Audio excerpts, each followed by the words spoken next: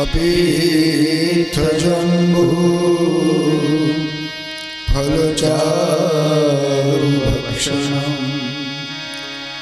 उमासुतम्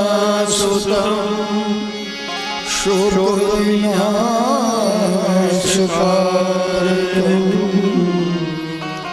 नमामि विघ्नेश्वर पादपङ्कजम्। मोहान्धकारभरिते हृदये मदीये मातः सदैव पूर्वाक्षमुदारभावे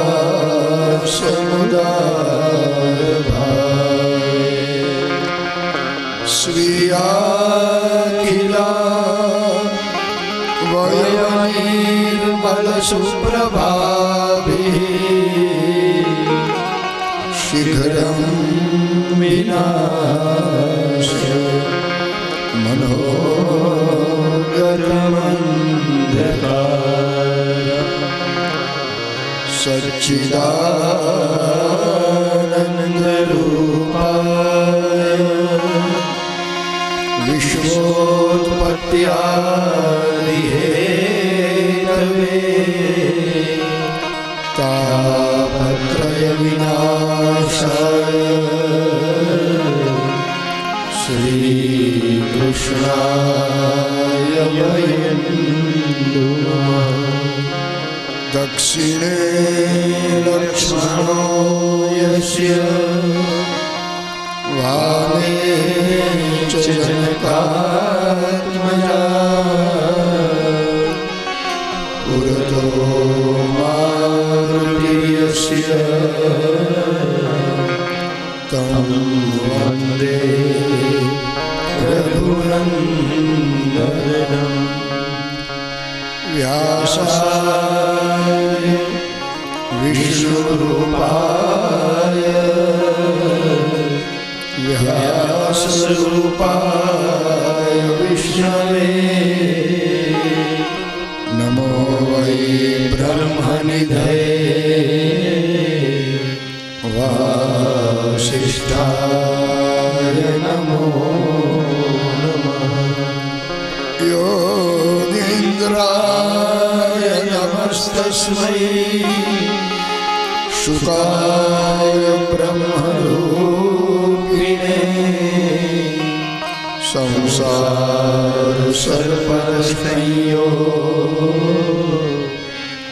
ईश्वरात्ममोचन। वागर्थाविव सम्पृक्तो वागर्थप्रतिपत्तये जगतः पितरौ वन्दे पार्वती परमेश्वरौ। जगतः पितरौ वन्दे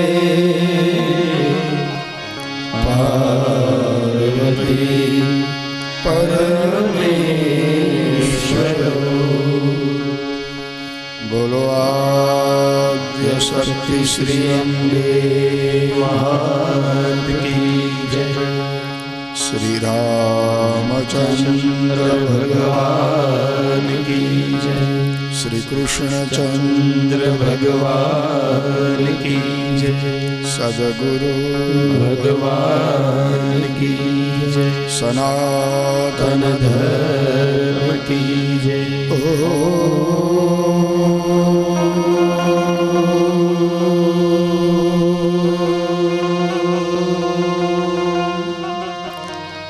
नमः पार्वती पतये हर हर महादेव।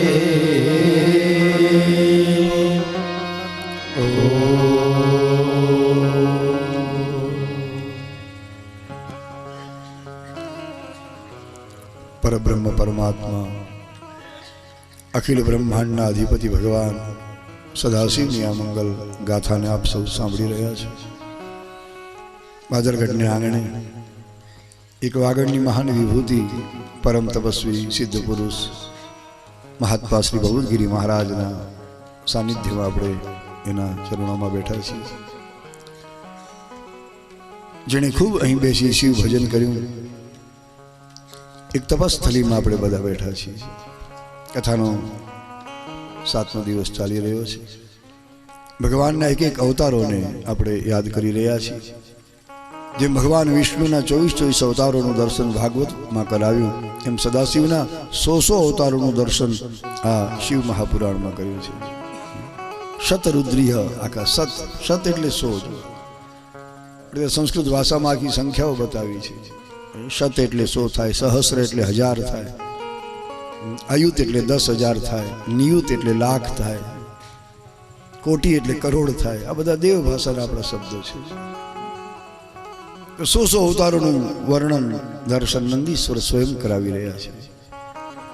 આ નંદીશ્વર આ કથા સનતકુમારને સંભળાવે, સનતકુમારે આ કથા ભગવાન વ્યાસને સંભળાવી. વ્યાસજી પોતાના પરમ શિષ્ય રોમહર્ષણને આ કથા કહી, અને એ જ સુદ પુરાણી રોમહર્ષણ અને એના પુત્ર ઉગ્રશ્રવા નૈમિષારણ્યમાં બેઠેલા ચોર્ય આપણા જે હજારો ઋષિઓ છે એને સંભળાવે છે. 88,000ની સંખ્યા બતાવી ઋષિઓની. એના પરથી ખ્યાલ આવશે કે કથા પ્રત્યેનો પ્રેમ આજકાલ વધ્યો છે. ન માનજો, પહેલાં પણ 88,000 ઋષિઓએ કથા સાંભળી છે. મને લાગે એ વખતે આવડા મોટા મંડપને આવા માઇકને કાંઈ નહોતું, અને છતાં કેટલી અદ્ભુત વાત કહેવાય. એટલે શાસ્ત્રો પ્રત્યેનો જે સ્નેહ છે, ધર્મ પ્રત્યેની લાગણી એ આપણે ત્યાં પહેલેથી છે, આદિકાળથી ચાલી આવે છે આ લાગણી. પણ અત્યારે કલિકાલ છે, છતાં આપ સૌ ખૂબ શાંતિથી, ખૂબ શ્રદ્ધાથી, ખૂબ ભાવથી સાંભળી રહ્યા છો. ખરેખર એનો આનંદ છે. સૌનું સ્વાગત છે આ મહાદેવના મંડપમાં. બે ક્ષણ ઘોડિયાનાથને યાદ કરીને પછી આપણે કથામાં આગળ વધીએ. છે મંત્ર મહા મંગલકારી, ઓમ નમઃ શિવાય, ઓમ નમઃ શિવાય. છે મંત્ર મહા મંગલકારી, ઓમ નમઃ શિવાય, ઓમ નમઃ શિવાય. હે જાપ જપો સૌ નર નારી, ઓમ નમઃ શિવાય, ઓમ નમઃ શિવાય. જાપ જપો સૌ નર નારી, ઓમ નમઃ શિવાય, ઓમ નમઃ શિવાય. એ મંત્રથી રામ વિજયને વર્યા, એ મંત્રથી રામ વિજયને મળ્યા. શ્રી રામેશ્વરને યાદ કર્યા, શ્રી રામેશ્વરને યાદ કર્યા. કરી પૂજન શિવને પ્રસન્ન કર્યા. ઓમ નમઃ શિવાય, ઓમ નમઃ શિવાય. કરી પૂજન શિવને પ્રસન્ન કર્યા. ઓમ નમઃ શિવાય, ઓમ નમઃ શિવાય. જે મંત્ર મહા મંગલકારી, ઓમ નમઃ શિવાય, ઓમ નમઃ શિવાય. છે મંત્ર મહા મંગલકારી, ઓમ નમઃ શિવાય, ઓમ નમઃ શિવાય. ઓમ નમઃ શિવાય, ઓમ નમઃ શિવાય. ઓમ નમઃ શિવાય, ઓમ નમઃ શિવાય. ઓમ નમઃ શિવાય, ઓમ નમઃ શિવાય. ઓમ નમઃ શિવાય, ઓમ નમઃ શિવાય. ઓમ નમઃ શિવાય, ઓમ નમઃ શિવાય. ઓમ નમઃ શિવાય, ઓમ નમઃ શિવાય. ઓમ નમઃ શિવાય, ઓમ નમઃ શિવાય. ઓમ નમઃ શિવાય, ઓમ નમઃ શિવાય. સિદ્ધેશ્વર દેવ કી જય સંત શ્રી બબુદગીરી મહારાજ રાજ કી જય નંદીશ્વર ઉવાચ સનત કુમાર સર્વજ્ઞ શૃણુત્વમ ભૈરવીમ કથા સનત કુમાર સર્વજ્ઞ શૃણુત્વમ ભૈરવીમ કથા યસ્યાહ શ્રવણ માત્રેણ સૈવી ભક્તિ દૃઢા ભવે સૈવી ભક્તિ દૃઢા ભવે શૈવી ભક્તિ દૃઢા ભવે. ભગવાન શિવનો જ અવતાર, શિવનું જ સ્વરૂપ નંદીશ્વર મહારાજ આ કથા સનત કુમારોને સંભળાવે છે. બ્રહ્માના 4 માનસ પુત્ર સનક, સનંદન, સનાતન અને સનત કુમાર એક અવતારી પુરુષ છે. ભગવાન શ્રી હરિના 24 અવતારમાં આ સનત કુમાર પણ એક અવતાર છે. 4 સ્વરૂપે ચિદાનંદ પરમાત્મા બ્રહ્માજીને ત્યાં અવતરિત થયા. અખંડ બ્રહ્મચર્ય પાડી અને જગતને બ્રહ્મચર્યનો સંયમનો મહિમા એમને સમજાવ્યો. સનત કુમારો 4 ભાઈ, પણ એમાંથી એક પરણ્યા નથી. કોઈ ગ્રસ્તાશ્રમ નથી સ્વીકાર્યો. જીવનભર એમણે તપ કર્યું, જપ કર્યા, ભજન કર્યું, સાધના કરી, સેવા કરી, આખું જીવન એમાં સમર્પી દીધું એમણે. આ સનત કુમાર. એટલા માટે આમાં નંદીશ્વર કહે તમે સર્વજ્ઞ છો હે સનત કુમાર. સર્વજ્ઞ બધાને ન કહી શકાય. સર્વમ જાનાતી સર્વજ્ઞ, જે બધું જ જાણે એને સર્વજ્ઞ કહેવાય. મેં પહેલા પણ કહ્યું કે સર્વજ્ઞ એક પરમાત્મા હોય છે, ભગવાન અથવા માં જગદંબા ભગવતી સિવાય જગતમાં કોઈ મનુષ્ય સર્વજ્ઞ ન થઈ શકે. બધું કોણ જાણી શકે? આપણું જે ક્ષેત્ર હોય, માની લો કે અમારું કથાનું ક્ષેત્ર છે તો કથાની બાબત કંઈક જાણતા હોઈએ. તમારું વેપારનું ક્ષેત્ર, તમે વેપારની બાબતમાં જાણો. કોઈનું કૃષિ ક્ષેત્ર હોય, ખેતીવાડીનું, તો એમાં એ માહિતગાર હોય. એમ દરેકનું પોતપોતાનું જે ક્ષેત્ર હોય એમાં માણસ એનું જ્ઞાન ધરાવતો હોય. પણ બધા ક્ષેત્રો આપણે નથી જાણી શકતા. એટલે હું સર્વજ્ઞ છું એવો દાવો ક્યારે ન કરી શકાય. પરમાત્મા સિવાય, ઈશ્વર સિવાય, પરમાત્મા શિવ સિવાય અથવા માં જગદંબા સિવાય બીજો કોઈ સર્વજ્ઞ નથી. શિવ સર્વજ્ઞ છે, જીવ અલ્પજ્ઞ છે. અલ્પજ્ઞ એટલે થોડું જાણનાર. ગમે એટલી ઉચ્ચ પદવી આપણે મેળવી હોય, ગમે એટલી ડિગ્રીઓ ધારી બન્યા હોઈએ, પણ છતાં આપણા જ્ઞાનને, આપણી સમજને એક મર્યાદા, એક સીમા હોય છે, એક હદ હોય. એટલે હું સર્વજ્ઞ છું એવો દાવો માણસ ક્યારે ન કરી શકે. અને કદાચ કોઈ કરતું હોય તો માનજો કે આ માણસ કાંઈ જાણતો નથી. કક્કાનો 14મો અક્ષર છે, 14મો અક્ષર તમે જાણો છો એને ઢ કહેવાય. કક્કો બોલો ને, ક ખ ગ ગ, 14મો અક્ષર ઢ છે. પણ કેટલાક હોય ડર જેવા, પોતાને આમ હું બધું જ જાણું છું. બાબા બધું કેમ જાણી શકાય? બહુ અઘરું છે, ઘણું કઠિન કામ છે. જીવ અલ્પજ્ઞ, પરમાત્મા શિવ એ સર્વજ્ઞ છે.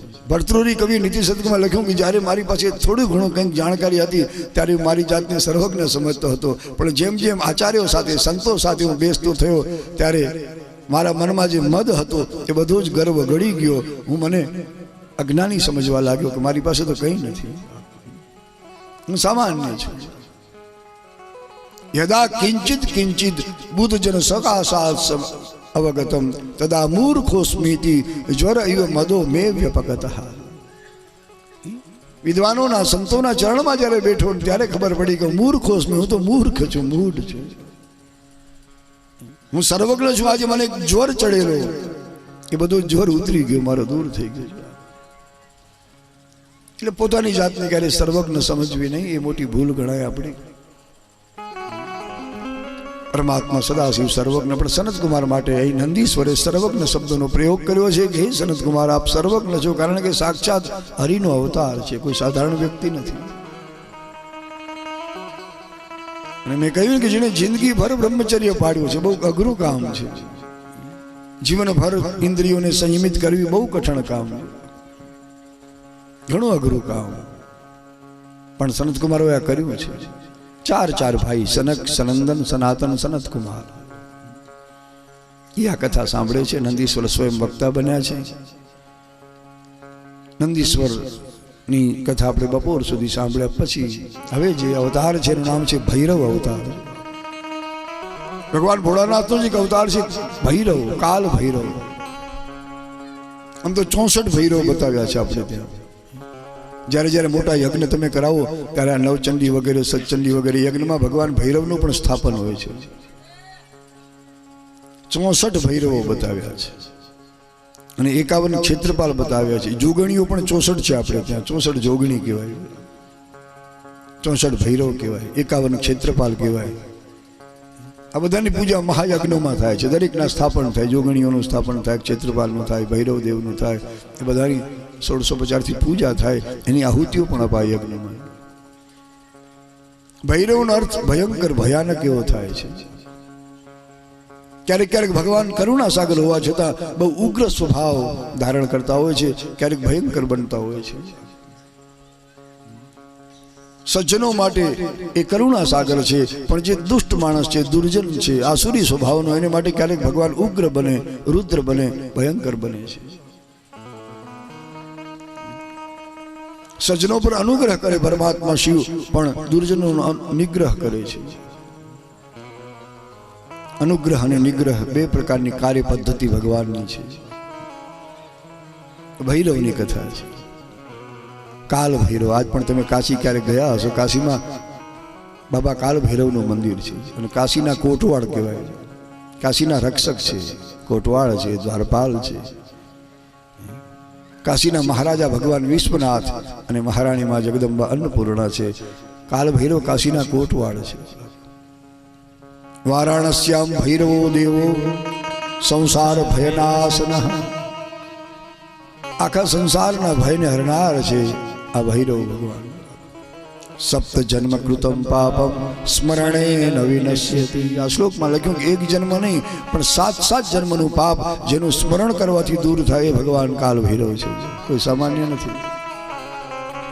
તમે કાશીની યાત્રાએ જાઓ અને જો ભૈરવ ભગવાનના દર્શન ન કરો તો યાત્રા નિષ્ફળ થાય તમારી.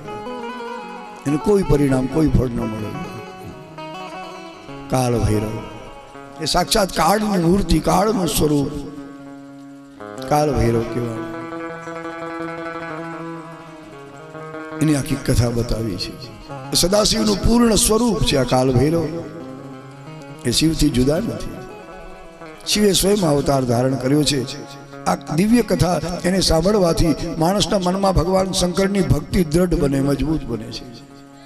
ભોળાનાથ પ્રત્યે જે કંઈ આપણો ભાવ હોય એના કરતાં આ કથા સાંભળ્યા પછી ભાવમાં ખૂબ વૃદ્ધિ થાય છે, વધારો થાય છે. શૈવી ભક્તિ દૃઢા ભાવે તેનું ફળ બતાવ્યું આ કથા સાંભળવાનું. જે નરનારી આ ભૈરવ ભગવાનની કથા સાંભળશે એની શિવ ભક્તિ દ્રઢ બનશે, મજબૂત બનશે. અને ભક્તિ મજબૂત બને જરૂર છે જીવનમાં. આપણો ભાવ, આપણી ભક્તિ, આપણો પ્રેમ, આપણી લાગણી એ મજબૂત બને, દ્રઢ બને. એ ખૂબ જરૂરી છે. અને તમે જાણો છો જેટલા જેટલા મહાપુરુષો થયા બધાએ ભગવાન પાસે બીજું કંઈ માગ્યું નથી, પણ એમણે આવી ભક્તિ માગી છે. નિર્ભર ભક્તિ, દ્રઢ ભક્તિ, અવિચલ ભક્તિ, આવા શબ્દો ત્યાં વાપર્યા છે આપણા પુરાણોમાં. એવી ભક્તિ કે એ વિચલિત ન થાય, ચલિત ન થાય એ ચરણોમાંથી. આપણું ચિત્ત ડગે નહીં એ ચરણોમાંથી ભગવાન ચંદ્રશેખરના. તો ભક્તિ દ્રઢ કરનારી આ મંગલ કથા છે. સદાશિવનું જે દિવ્ય સ્વરૂપ છે, ભગવાન સદાશિવની માયા એ બહુ ગજબની છે અને જાણવી મુશ્કેલ છે. આખું વિશ્વ માયાને આધીન છે, પણ એ માયા ભગવાન શિવને આધીન છે. શૈવી માયા કહેવાય. ભગવાનના દિવ્ય મહિમાને 4 ભુજાવાળા ભગવાન વિષ્ણુ અને 4 મુખવાળા બ્રહ્મા પણ સમજી શકતા નથી. તો સામાન્ય માણસનું શું ગજવું. ભગવાનનો મહિમા બહુ દિવ્ય છે, અદ્ભુત છે. પુષ્પદંત ગંધર્વ લખે છે કે હે ભોળિયાનાથ, અસિત ગિરિ સમમ સ્યાત કજ્જલમ સિંધુ પાત્રે સુરતરુ વર શાખા લેખિરી પત્ર મુર્વી લિખિત યદિ ગૃહીત્વા શારદા સર્વકાલમ તદપિ તવ ગુણાનામ ઈશ પારન નયાતિ. હે ઈશ્વર, હે મહેશ્વર, હે મહાદેવજી, અસિત ગિરિ સમમ સ્યાત કજ્જલમ. એ કાળો પહાડ લઈ અને આખો તમે એને ઘસી નાખો, ચૂર્ણ કરી નાખો, ચૂરે ચૂરા. એ કાળા પહાડની તમે સાઈ બનાવો. એ કાળા પહાડને ચૂર્ણ કરી અને સમુદ્રમાં નાખો એટલે સાઈ તૈયાર થઈ જાય. અને લેખની કહી તો કે કલ્પતરુ, એની મોટામાં મોટી ડાળી લઈ અને એની લેખની બનાવો, કલમ બનાવો. અને આવી કલમ હાથમાં લઈ ધરતીનો કાગળ બનાવવાનો, આટલી મોટી પૃથ્વીનો. અને માં સરસ્વતી શારદામાં એ કલ્પતરુની કલમ હાથમાં લઈ અને સતત નિરંતર તમારા ગુણ લખ્યા કરે. તો હે મહાદેવજી, હે ભોળાનાથ, તમારા ગુણનો કોઈ પાર પામી શકતો નથી. તદ્વી તવ ગુણાનામ ઈશ પારમ નયા હતી. મહિમા અદભુત ભગવાન શિવનો. એને કોણ? જે શારદા સરસ્વતી સ્વયં જેનો મહિમા ન લખી શકે, ન ગાઈ શકે, આપણું શું કર્યું? પણ છતાં ભગવાનના ગુણગાન ગાવાથી આપણી વાણી પાવન બને છે. જગતની મિથ્યા વાતો કરવાથી આપણી વાણી અશુદ્ધ બને, મલિન બને. એટલે મેં પેલા પણ કહ્યું, જેમ બને એમ દુનિયાદારીની વાતો થોડી ઘટે તો ઘટાડી દેવી. જેમ બને એમ ખોટી પંચાયત, કોઈની પંચાયતમાં પડવું નહીં. એ સારું નથી, એનો કોઈ લાભ નથી. અધ્યાત્મના માર્ગમાં હાનિ ઘણી છે, લાભ જરાય નથી. હા, જરૂરિયાત પૂરતું, આવશ્યકતા પૂરતું બોલજો, એની ના નથી. પણ કોઈની આગી પાછી, કોઈની સાચી ખોટી વાતો શું કામ કરવી? એનાથી શું લાભ છે? આજે આપણી કુટેવ પડી છે આપણામાં એક. એ 5-7 જણા ભેગા થાય એટલે પછી ભગવાનની વાતો નહીં કરે, ધર્મની વાતો નહીં કરે, શાસ્ત્રની વાતો નહીં કરે. એ મારી તમારી જ વાતો કરશે. આ ખોટું છે તદ્દન. જીવનમાંથી એ આ કુટેવ જે પડી એને દૂર કરવી. શાસ્ત્ર સાંભળ્યા પછી કોઈની નિંદા, કોઈની કુતલી, કોઈની આગી પાછી ન કરવી. એનાથી નુકસાન છે. માની લો તમે 5-7 જણા વાતો કરો છો ને એમાંથી કોઈકની વાત નીકળીને પછી એમાં બેઠેલા 1-2 જણા ઓલાને કહી આવે ફલાણી જગ્યાએ તમારી વાતો થતી, જુઓ કેવો ઝઘડો જામે છે. તમારા સંબંધમાં ઓટ આવી જાય, આપણો સંબંધ તૂટી જાય ક્યારેક. જેમ બને એમ જો તમારે ભક્તિ માર્ગમાં, અધ્યાત્મમાં આગળ વધવું હોય તો જગતની મિથ્યા વાતો છોડી દેવી. ખપ પૂરતું, જરૂરિયાત પૂરતું બોલવું, બસ, વધારે નહીં. આપણે બહુ બોલીએ છીએ.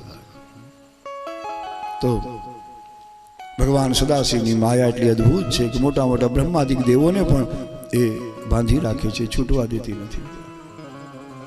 માયાનું બંધન એટલું અદ્ભુત છે કે બ્રહ્માદિક દેવો પણ બંધાય છે.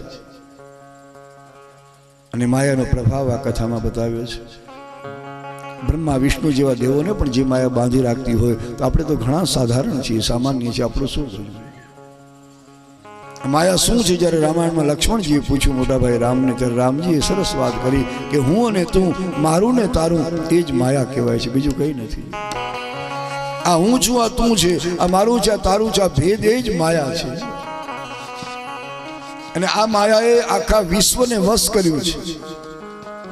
દુનિયામાં જેટલો જીવ સમૂહ છે તે બધા જ માયાને આધીન છે, વશ છે. માયાનું ક્ષેત્ર ક્યાં સુધી? લક્ષ્મણજી પૂછે, ભગવાન રામ કહે કે જ્યાં સુધી આપણું મન પહોંચે એ બધું જ ક્ષેત્ર માયાનું છે. અને જ્યાં મન ન પહોંચે એ ક્ષેત્ર બ્રહ્મનું છે, શિવનું છે, ઈશ્વરનું છે, પરમાત્માનું છે.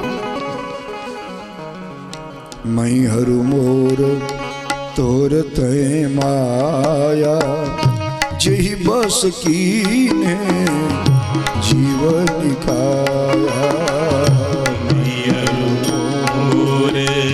दूर ते माया जेहि बश कीन्हे जीवन काया.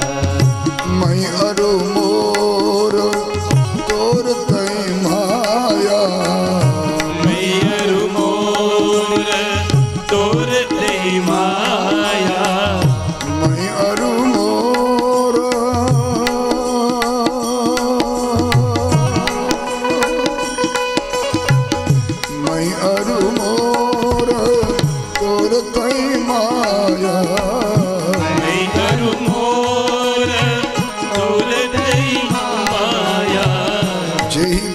कीने जीवन काया. जेहि बश कीन्हे जीवन काया. गो गोचर जहाँ लगी मन जाई, सो सब माया जाने हूँ भाई। गोचर जब लगी मन जाई, सो सब माया जाने हूँ भाई। सो सब माया जाने हूँ भाई। सो सब माया जाने हूँ भाई। ताकर भेद सुनो तुम सो। ताकर भेद सुनहूँ तुम सो। विद्या पर अविद्या दो। विद्या अपर अविद्या दो। विद्या पर अविद्या दो। विद्या अपर अविद्या दो।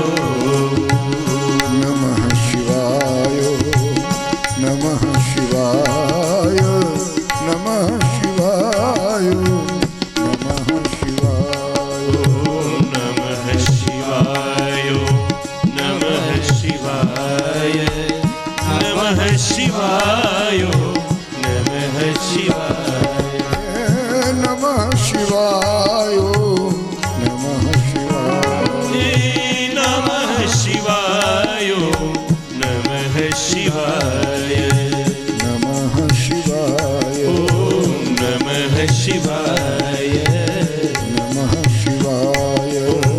नमः शिवाय।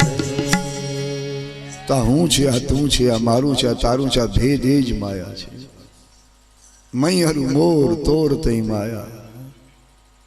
આ માયા માયા માટે બહુ લાંબા શાસ્ત્રો વાંચવાની જરૂર છે. ફક્ત એક જ ચોપાઈમાં માયા તત્વ શું છે એનું આખું વર્ણનની વ્યાખ્યા બતાવી દીધી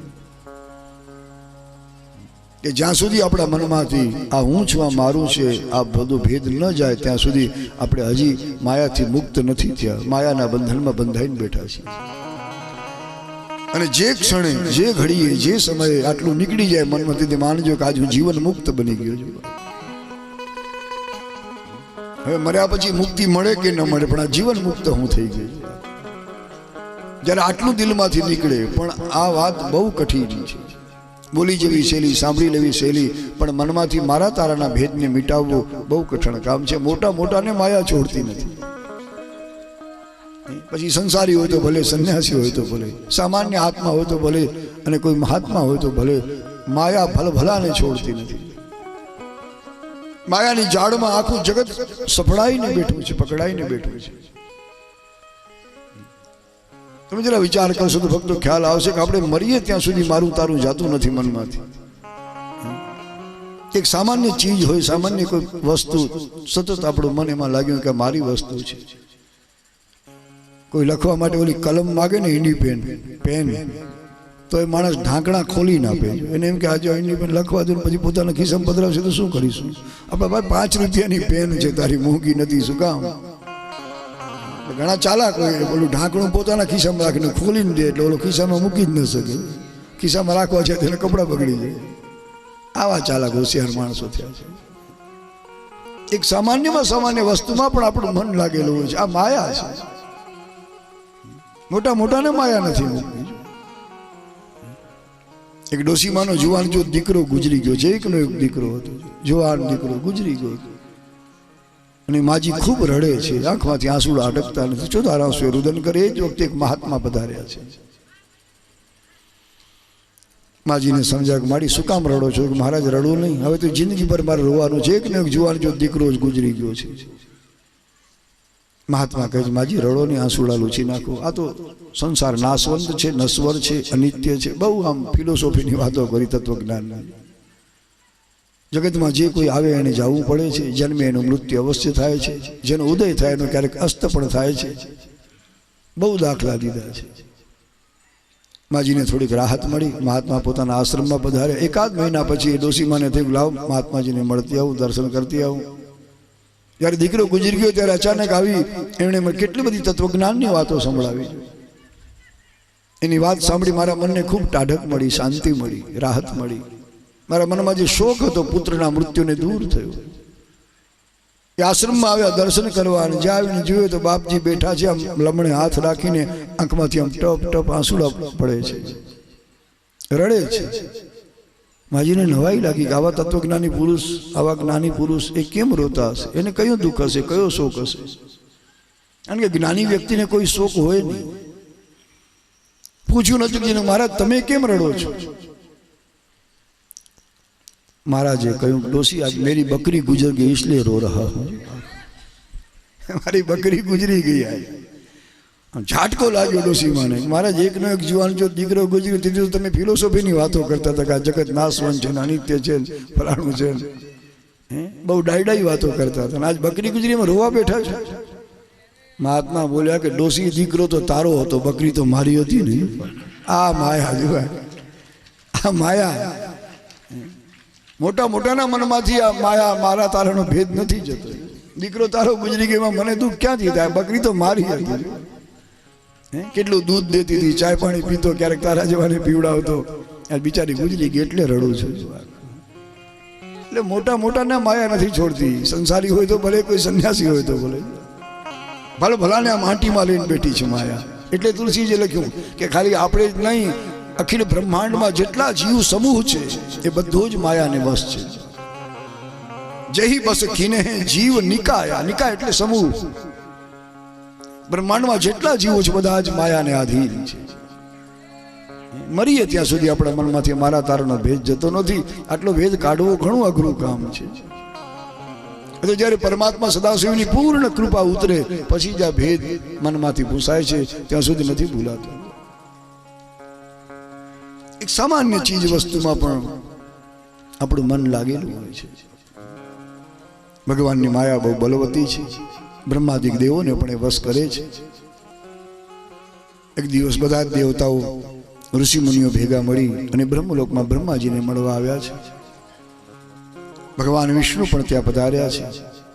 અને દેવતા ઋષિઓ ભેગા મળી એક પ્રશ્ન પૂછ્યો છે કે હે પ્રજાનાથ, હે પ્રજાપતિ, આ બ્રહ્માંડનું અવિનાશી નિર્વિકાર તત્વ કયું છે જે સૌથી મહાન હોય? આપ અમને સમજાવો. એટલે બ્રહ્માજીએ કહ્યું કે હે દેવતાઓ, હે ઋષિઓ, સાંભળી લ્યો કે આ જગતનું મહાનમાં મહાન તત્વ હોય તો હું પોતે છું, બીજું કોઈ નથી. જે અભિમાન, હું જ નિરંજન નિરાકાર નિર્વિકાર તત્વ છું, હું જ અવિનાશી છું. કારણ કે બ્રહ્માજી જ ભગવાન મહાદેવજીની માયાથી લિપ્ત બન્યા છે, માયાને આધીન થયા છે. એટલા માટે પોતાને જ ઈશ્વર બતાવે છે. હું જ નિરાકાર નિર્ગુણ નિરંજન, જે કંઈ કહો તે હું જ છું. વિષ્ણુ ભગવાન ઉભા થઈ ગયા, બ્રહ્મા ખબરદાર, આવું બોલ્યા છો તો બ્રહ્માંડનું સૌથી પરમ તત્વ, મહાન તત્વ હું જ છું. તમે મારા નાભી કમળમાંથી જન્મ્યા છો. અને પછી તો જબરદસ્ત ઝઘડો થયો છે. આગળ એક કથા આવી ગઈ, ફરી અહીં યાદ કરી છે. ચાર વેદો ત્યાં હતા. એને પૂછ્યું વેદોને બધાએ કે તમે શું કહો છો? વેદોએ ભગવાન શિવને જ પરમ તત્વ બતાવ્યું છે. ઋગ્વેદ, યજુર્વેદ, સામવેદ, અથર્વેદ ચારે વેદોએ પરબ્રહ્મ શિવને એ પરમ તત્વ બતાવ્યું છે કે બ્રહ્માંડનું સૌથી મહાન તત્વ પરમાત્મા શિવ છે. પણ છતાં બ્રહ્મા વિષ્ણુ ભગવાનની માયાથી મોહિત થયા છે, માયાની જાળમાં બંધાયેલા છે. એ શિવ તત્વને જ બરાબર સમજી શક્યા નહીં. ઝઘડવા લાગ્યા. પેલા જીવથી ઝઘડ્યા, જીવ હથિયાર ઉપાડ્યા. અને પછી તમે જાણો છો, આગળ કથા આવી ગઈ. પહેલી જ સંહિતામાં આપણે જોયું કે બંનેનો ઝઘડો શાંત કરવા ભગવાન શિવ એક વિશાળ લિંગ રૂપે પ્રગટ થયા છે. બરાબર બે બાજુ એની વચ્ચે જે લિંગ આમ ધરતીમાંથી ફૂટી નીકળ્યું. સ્તંભેશ્વર મહાદેવ આખો થાંભલો નીકળ્યો જબરદસ્ત. એનો છેડો શોધવા બ્રહ્મા ઉપર ગયા, વિષ્ણુ નીચે ગયા પાતાળ તરફ. વર્ષો સુધી ભટક્યા પણ એનો છેડો મળ્યો નહીં. ક્યાંય ખૂબ મહેનત કરી, ખૂબ ફાંફા માર્યા, ખૂબ આડાવડા દોડ્યા છે, પણ એનો છેડો નથી મળ્યો. કારણ કે પરમાત્મા શિવ તો અનંત છે. એનો અંત કોણ જાણી શકે? કોની તાકાત છે? અંતે થાકીને પાછા આવી ગયા. ભગવાન વિષ્ણુ સત્વગુણનો ભંડાર છે, પરમ સાત્વિક વૃત્તિ. એટલા માટે એમણે કબૂલ કરી લીધું, ભાઈ આ તો આનો છેડો હું નથી શોધી શક્યો. વર્ષો સુધી ફર્યો પણ એનો અંત નથી જાણી શક્યો. કબૂલાત કરી. પણ બ્રહ્મામાં રજોગુણ વધારે છે. રજોગુણી વ્યક્તિ જલ્દી ભૂલ કબૂલે નહીં. વિષ્ણુ ભગવાનમાં સત્વગુણ વધારે છે અને બ્રહ્મા રજોગુણી છે, નથી સ્વીકાર્યું. સ્વીકાર્યું ને એટલું નહીં, પાછું આમ ઓલા કેવડાના ફૂલને ભેગા લઈ આવ્યા, વચ્ચેથી પડતું હતું શિવલિંગ ઉપરથી, અને એને ખોટી સાક્ષી પુરાવી છે. મારો સાક્ષી તરીકે કેવડો છે, એને પૂછી જુઓ. અને ભગવાન સદાશિવ ત્યાં પ્રગટ થયા છે. આંખ લાલ થઈ ગઈ છે.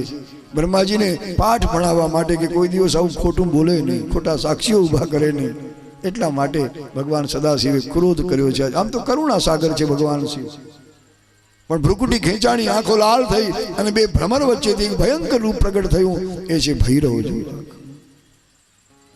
એ સાક્ષાત કાળની મૂર્તિ, કાળ સ્વરૂપ હોવાથી કાળ ભૈરવ કહેવાના છે. પાપ નાશક છે, સાક્ષાત કાળનું સ્વરૂપ છે. મહાદેવજી આજ્ઞા કરી કાળ ભૈરવને કે તારા જે તીક્ષ્ણ નખ છે એના દ્વારા આ બ્રહ્માજીનું જે પાંચમું મસ્તક, જેનાથી પોતે જૂઠું બોલ્યા છે, ખોટું બોલ્યા છે, અસત્ય ભાષણ કર્યું છે, પોતે શ્રેષ્ઠ બનવા માટે એ મસ્તક કાપી નાખો. ના તો શિવની આજ્ઞા પાડવી જ પડે. કાળ ભૈરવ દોડ્યા છે, આંખો લાલ, ભયંકર સ્વરૂપ.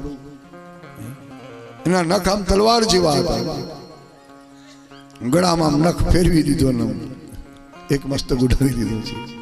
પંચમુખ હતા બ્રહ્મા, પણ ત્યારથી ચતુર્મુખ બની ગયા. જે મુખથી ખોટું બોલ્યા, ખોટું ભાષણ કર્યું, એ મસ્તક આખું ઉતારી લીધું, ચાર મુખ બન્યા. મારી નાખ્યા નથી, જીવિત રાખ્યા છે. પણ ચરણોમાં પડી ગયા કે હે ચંદ્રશેખર, હે ભોળિયાનાથ, હે વિશ્વનાથ, કૃપા કરો, વધારે ક્રોધ ન કરજો. એક તો કપાઈ ગયું, બીજા સલામત રહેવા દેજો, ભલા થાય. જાણી ગયા કે આ જો આનો ક્રોધ જો નહીં ઉતરે તો પછી આપણું આજ ખેરી જ નથી, સલામતી નથી. એક કે માથું રહેવા દેશે નહીં આ બાપો, મહાકાળ છે આ તો. અને કાલ ભૈરવ એનો જ સ્વરૂપ છે, એનો જ અવતાર છે. ચરણોમાં પડ્યા, કેવડાએ પણ ભગવાનની સ્તુતિ કરી છે. પણ આપણે આગળ સાંભળી ગયા, પ્રભુએ એનો ત્યાગ કર્યો પૂજામાંથી. આજ પછી હું તારો સ્વીકાર નહીં કરું. વર્ષમાં એક દિવસ આપ્યો, ભાદરવા સુદ ત્રીજ, જેને આપણે કેવડા ત્રીજ કહીએ છીએ, બાકીનો ત્યાગ કરી દીધો છે. આખો પ્રસંગ આપણે પહેલા પણ વિચારી ગયા કે ભગવાન શિવ એ સત્ય સ્વરૂપ છે, સત્ય મૂર્તિ છે, સત્યમય, જેનું જીવન સત્ય પ્રિય છે. એને ખોટું નથી ગમતું, અસત્ય ભાષણ, આપણે ખોટું વિચારીએ, ખોટું બોલીએ, ખોટા માર્ગે પગલાં ભરીએ, ખોટો વ્યવહાર કરીએ, ભગવાન શિવને જરાય ગમતું નથી. પણ છતાં જ કળિયુગ છે, જૂઠાણાનો જમાનો છે. આજ અસત્ય વધતું જાય છે, ફાલતું ફૂલતું જાય છે, સત્ય ક્ષીણ થતું જાય છે, ઘટતું જાય છે. આ જગતમાં સત્યનો જય જયકાર થાય છે. એક ભાવગીતમાં લખ્યું છે, બહુ સરસ: સત્ય કેરો સદા જયકાર થશે, સત્ય કેરો સદા જયકાર થશે, સત્ય કેરો સદા જયકાર થશે, સત્ય કેરો સદા જયકાર થશે. જૂઠા માનવથી ઈશ વિમુખ થશે, જૂઠા માનવથી ઈશ વિમુખ થશે, જૂઠા માનવથી ઈશ વિમુખ થશે, જૂઠા માનવથી ઈશ વિમુખ થશે. સત્ય કેરો સદા જયકાર થશે, સત્ય કેરો સદા જયકાર થશે. આ જગતમાં સત્યનો વિજય થાય, જય જયકાર. સત્યમેવ જયતે. આ સત્યનો નાશ થઈ જાય છે. જે જૂઠો માણસ છે, ખોટો, ઈશ્વર એનાથી દૂર થાય છે. ભગવાન એની સન્મુખ નથી પધારતા, દૂર થઈ જાય. જૂઠા માનવથી ઈશ વિમુખ થશે, સન્મુખ ના આવે, વિમુખ થઈ જાય આપણાથી. કે સમય ભર્યો છે આજ. સત્યનારાયણની આપણે ખૂબ કથાઓ વાંચીએ, સાંભળીએ, છતાંય સત્યનો પંથ આપણને નથી ગમતો. થોડો અઘરો માર્ગ છે. સત્યના પંથ પર પગલાં ભરનારે ઘણું સહન કરવાની તૈયારી રાખવી પડશે, ઘણો ત્યાગ કરવો પડશે, ઘણું છોડવાની તૈયારી રાખવી પડે, પછી સત્યના પંથે માણસ આગળ વધી શકે. આજે એવી તૈયારી આપણી છે નહીં, સહનશીલતા રહી નથી, એટલા માટે માણસ જૂઠના પંથે ચડ્યો છે. એક નાનકડી સત્તા મેળવવા, થોડીક સંપત્તિ મેળવવા આજ માણસ કેટલું ખોટું બોલતો હોય, ખોટું કરતો હોય. સત્ય બ્રહ્મ છે, સત્ય ભગવાન શિવનું સ્વરૂપ છે. બ્રહ્માને સજા કરી છે, કારણ કે બ્રહ્માને એટલા માટે સજા કરી જેથી બીજા માણસને એમાંથી કંઈક બોધ મળે, કંઈક સમજણ મળે, બીજું માણસ પણ ખોટું બોલે નહીં, ખોટું કરે નહીં. એટલા માટે બ્રહ્મદેવને સજા કરી છે ભગવાન સદાશિવે. આ જરૂરી હતું. એટલે જેમ બને એમ જૂઠનો સહારો લઈ અને કદાચ આપણે મોટા થવા માંગતા હોઈએ તો આપણને મોટાઈ નહીં મળે આ જગતમાં.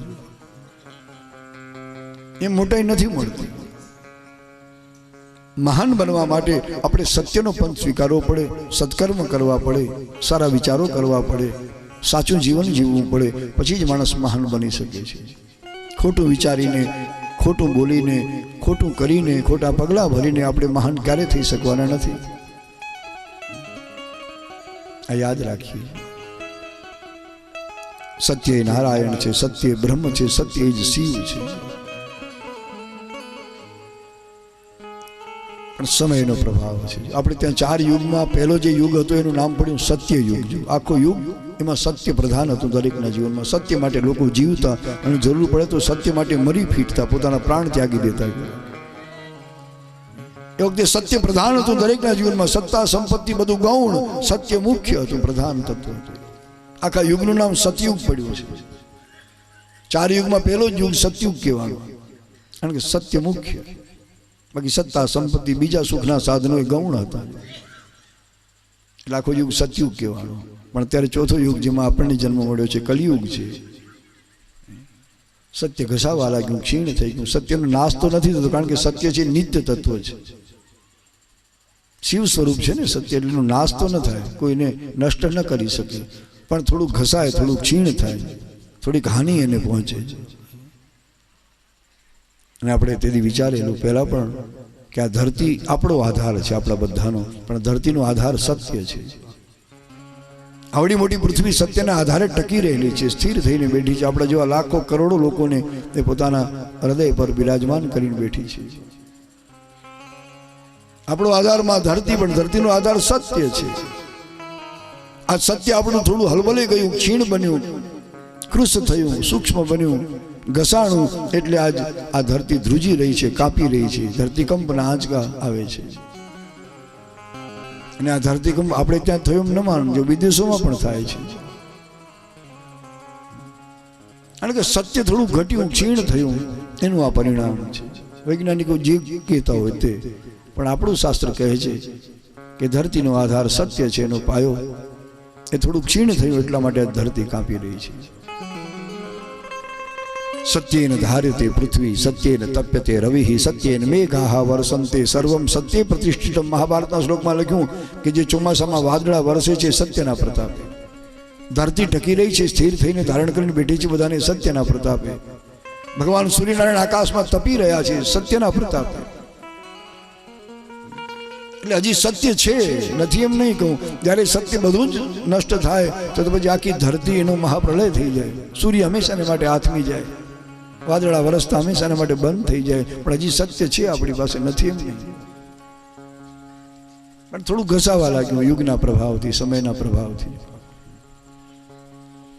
તો બ્રહ્માજી ખોટું બોલ્યા શ્રેષ્ઠ બનવા માટે કે બ્રહ્માંડનું પરમ તત્વ હું જ છું. વેદોની વાત પણ એમણે સ્વીકારી નહીં, માની નહીં. એટલે ભગવાને થોડીક સજા કરી કે જેથી એની પાછળની પ્રજા બધી અસત્યવાદી ન બને, એટલા માટે બ્રહ્માજીને થોડી સજા કરી છે. કે પ્રજાપતિ બ્રહ્મા છે ને, બધી જ પ્રજાઓના એ સર્જનહાર છે, બધાથી મહાન છે. હવે એ જો ખોટું બોલે તો એની પાછળની પ્રજા પણ અસત્યવાદી બને, એ પણ ખોટના જૂઠના માર્ગે ચાલવા લાગે. ગીતામાં નિયમ બતાવ્યો છે કે મોટો માણસ જે માર્ગે પગલાં ભરે, પાછળની પ્રજા એ જ માર્ગે ચાલે છે.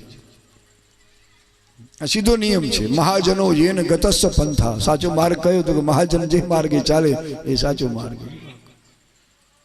એટલે મોટા માણસો જો સત્યના પંથે પગલાં ભરતા થશે તો પાછળની બધી જ પ્રજા સત્યના માર્ગે ચાલશે. અને મોટા માણસો જો ખોટો માર્ગ પકડશે તો એની પાછળની પ્રજા એ જ માર્ગે પગલાં ભરશે, એ બધા જ ખોટા થશે. આ સીધો નિયમ છે. એક ઘરનો વડીલ એ આ રીતે જો ભગવાનની કથાના આયોજન કરે કે પ્રેમથી કથા સાંભળે તો ક્યારેક સંતાનોને એમ થાય કે મારા વડીલો કથામાં જતા હું પણ ક્યારેક જાઉં, મને પણ ખબર પડે કે આમાં શું છે.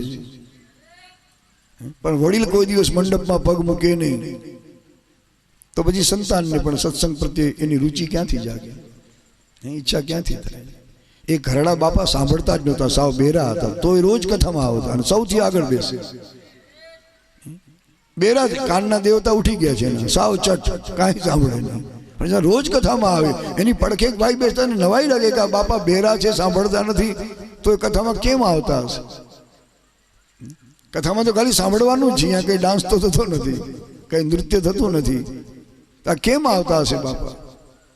એક દિવસ એનાથી રહેવાનું નહીં, રોજ વિચાર કરે. એક દિવસ આમ બાપાના કાન પાસે મોઢું રાખીને બરાડા નાખ્યા, ખૂબ રાડ નાખ્યા. એ બાપા તો ક્યાં તમે સાંભળતા નથી તો કથામાં કેમ આવો છો? બાપાએ સરસ જવાબ આપ્યો, ભાઈ હું તો નથી સાંભળતો, પણ હું જો કથામાં રોજ આવું તો ક્યારેક મારા સંતાનો પણ આવશે મારી પાછળ પાછળ, અને એ જો આવશે તો એનું જીવન ધન્ય બનશે, દિવ્ય બનશે,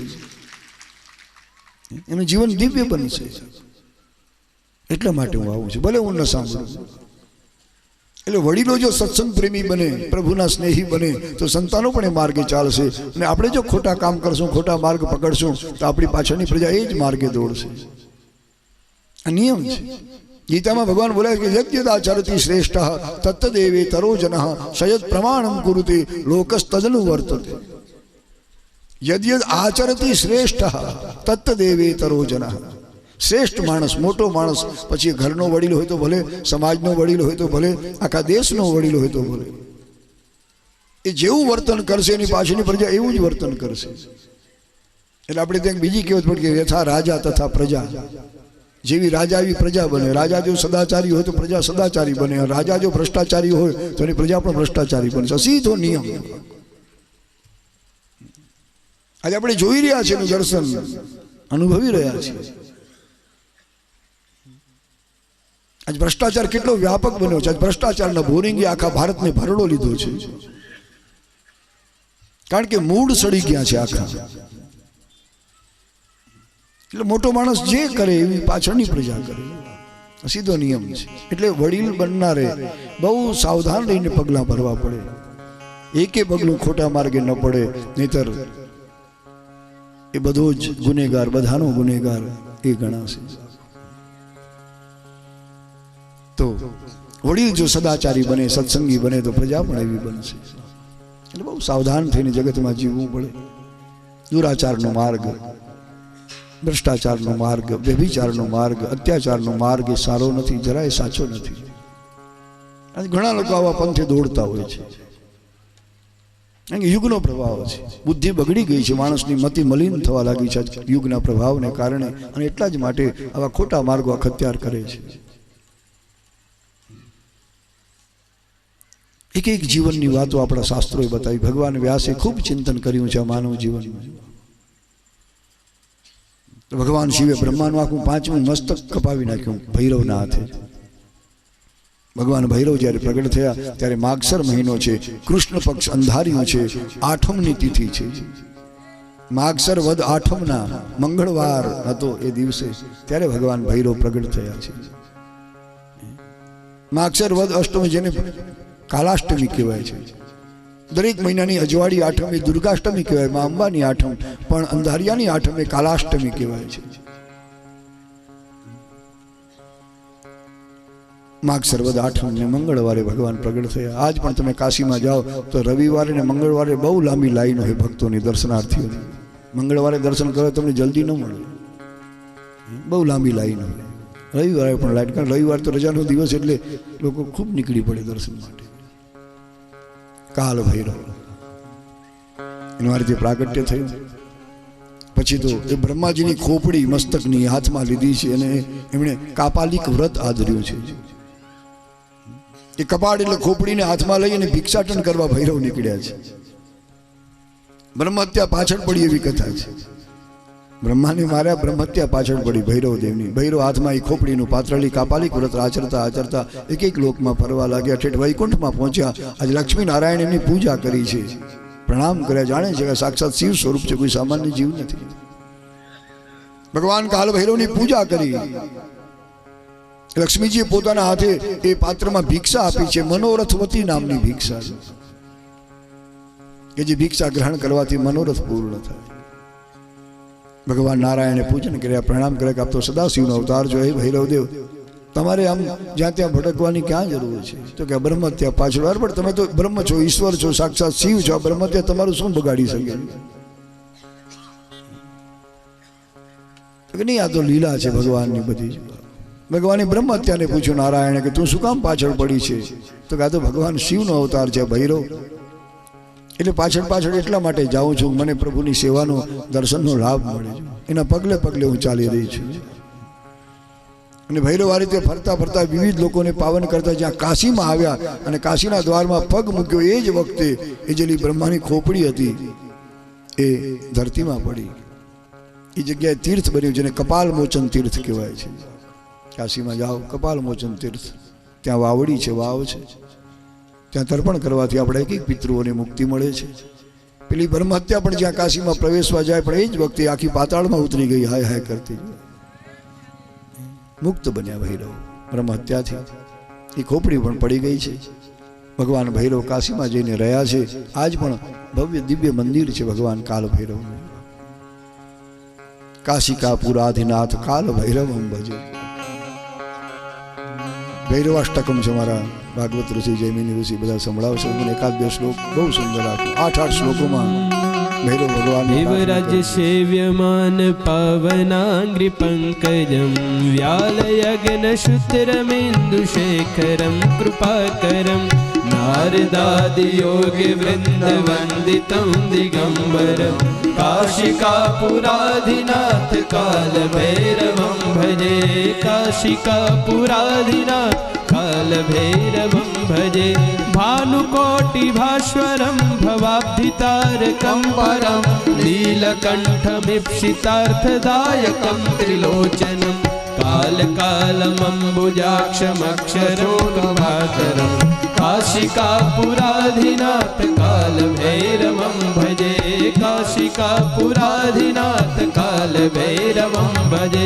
શૂલટક્કપાશકમ પાણિમાદિકારણમ શ્યામકાયમાદિદેવમક્ષરમ કૃપામયમ ભીમ વિક્રમમ પ્રભુ વિચિત્રતાંડવ પ્રિયમ કાશિકાપુરાધિનાથ કાલ ભૈરવમ ભજે. કાશિકાપુરાધિનાથ કાલ ભૈરવમ ભજે. કાશિકાપુરાધિનાથ કાલ ભૈરવમ ભજે. બોલીએ કાલ ભૈરવ ભગવાન કી જય. શિવપુરાણ લખે કે જે કાશીમાં રહીને ભગવાન ભૈરવનું ભજન કરતો નથી એનું પુણ્ય ઘસાતું જાય છે. જેમ કૃષ્ણ પક્ષમાં જેમ ચંદ્ર ઘસાતો જાય અને અમાસના તો સાવ પૂરો થઈ જાય, એમ કાશીમાં રહેવા છતાં જે ભગવાન ભૈરવનું દર્શન પૂજન નથી કરતો એનું પુણ્ય ઘસાતું જાય, ક્ષીણ થતું જાય. શિવનો જ અવતાર છે ભગવાન ભૈરવ, કોઈ સાધારણ દેવ નથી. તમે ઉજ્જૈનીમાં જાઓ ત્યાં પણ કાલ ભૈરવનું મંદિર છે. ત્યાં મહાકાલેશ્વર વિરાજે ઉજ્જૈનીમાં, અને નગરની બહાર થોડું દૂર કાલ ભૈરવનું મંદિર છે. અમે ઉજ્જૈની ગયા મહાકાલના દર્શને, પછી ભૈરવના દર્શને પણ ગયા. રાત્રિના 9 વાગી ગયા હતા. થોડા કૂતરા આંટા મારતા હતા અને ત્યાં મેં એવું વાંચ્યું છાપા ચોંટાડેલા છે કે ભૈરવ દારૂ પીએ છે. હવે વિચાર તો કરો તમે, આ વ્યસની માણસો ક્યાં સુધી પહોંચી ગયા, મંદિરોને છોડ્યા નથી. ભૈરવ ભગવાન પીએ કે ન પીએ, તું તો ખલાસ થવાનો જ છે પી પીને ભાઈ. જો તારું તારું જ બન્યું છે. હવે શિવનો અવતાર છે એ શું કામ પીએ ભાઈ? પણ એવી ગોઠવણ કંઈક કરી છે કે જે ઓલી મૂર્તિ છે પથ્થરની, એમાં મોઢું એવું રાખ્યું છે, એના બાટલી રાખો ટક ટક કટક બધું ઉતરી જાય અંદર. કંઈક નળી ગોઠવી હશે, એવી કંઈક કર્યું હશે. જો માણસ આ શું નથી કરતો, એ સ્વાર્થી માણસ શું નથી કરતો? મોઢાગરા બાટલી રાખો એટલે આમ કટ કટ કટ કટ અવાજથી ઉતરી જાય અંદર. કંઈક એવી નળી ગોઠવી હશે 5-10 ફૂટ ઊંડી. આ ધંધા મને બહુ દુઃખ થયું.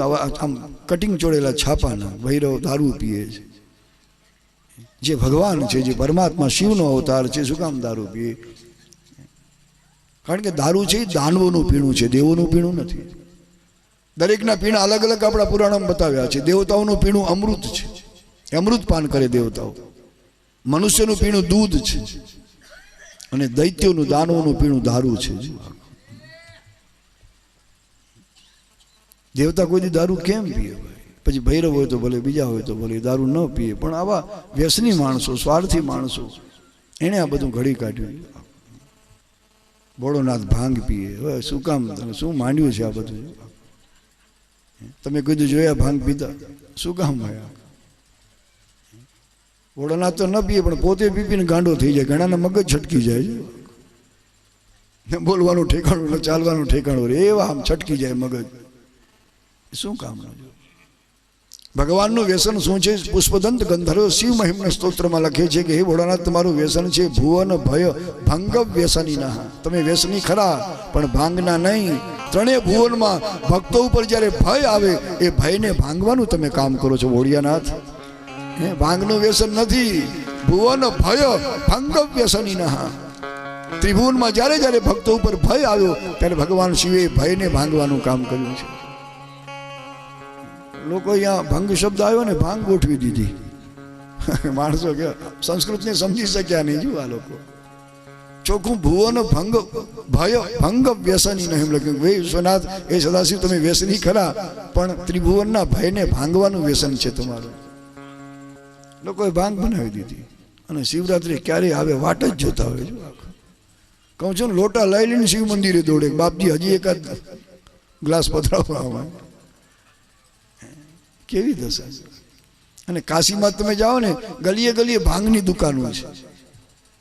ત્યાં ખાલી વરિયાળી વાળી ભાંગ નહીં, ભાંગની આમ લસોટેલી ભાંગની ગોળીઓ મળે, ઉપર અબરક ચાંદીનો ઓલું ચડાવેલો હોય, આખી આખી ગોટીઓ ભાંગની. અને લોકો ગોળા ખાય કે મસ્ત મસ્તરામ થઈને ફરતા હોય. આ ખોટું છે બધું ભાઈ. ભગવાન શિવ કે નો અવતાર ભૈરવ એ દારૂ ન પીએ. દૈત્યોનું પીણું છે, દાનવોનું રાક્ષસોનું પીણું છે, આપણું નથી. માણસનું પીણું દૂધ છે, એમાં ગાયનું દૂધ અતિ પવિત્ર અતિ દિવ્ય છે. અમૃતમ ક્ષીર ભોજનમ આચાર્ય લખે કે આ ગાયનું દૂધ એ ધરતીનું અમૃત છે. અમૃતમ ક્ષીર ભોજનમ. પણ આજે આપણને અમૃત નથી ભાવતું. એ દૂધમાં ઓલી ભૂકી ભેળવીએ ત્યારે જ ભાવે છે.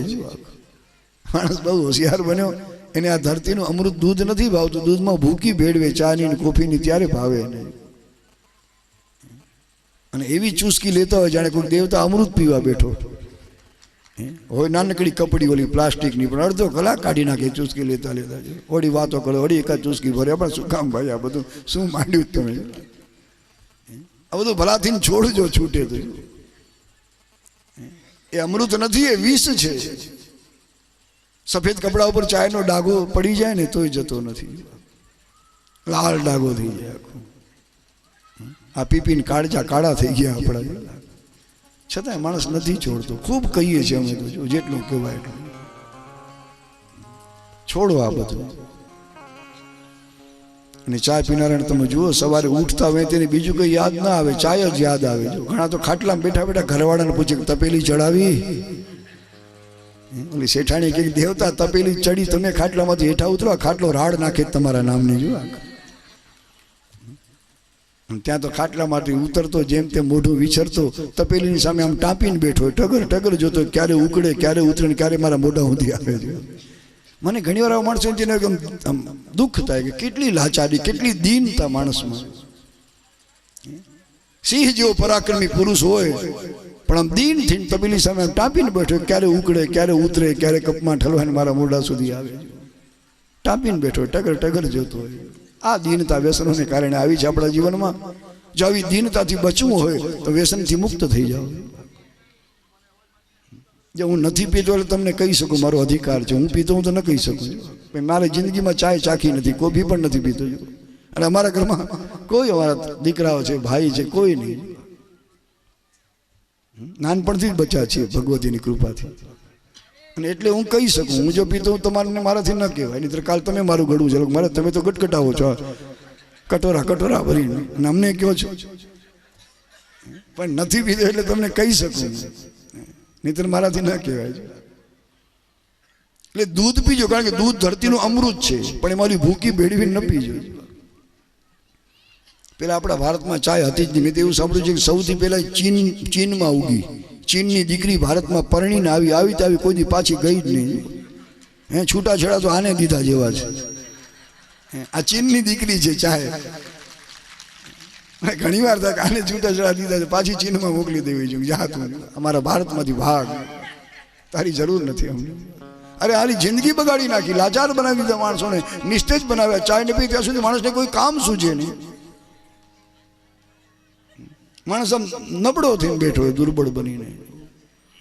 એટલે કથા સાંભળ્યા પછી કાંઈક છોડજો પાછા, દાંત ભલે કાઢો એની ના નથી તમને, પણ પાછા હાંજ સુધી છોડીને ઉઠજો. સંકલ્પ કરો કે આજથી અમારે કાંઈ પીવું નથી, ન ચાય ન કોફી ન કુછ ન મસાલા ન ગુટકા, કાંઈ નહીં. વિશ્વનાથ રાજી થશે વ્યસન છોડશો તો.